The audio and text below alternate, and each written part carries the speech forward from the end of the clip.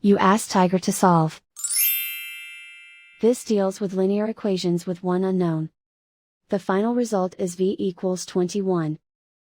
Let's solve it step by step. Swap sides. Group all constants on the right side of the equation.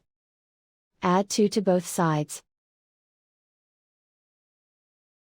Simplify the arithmetic.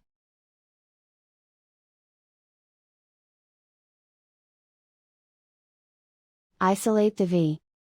Multiply both sides by 7. Group like terms.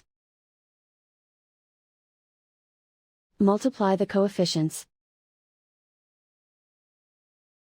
Simplify the fraction. Simplify the arithmetic.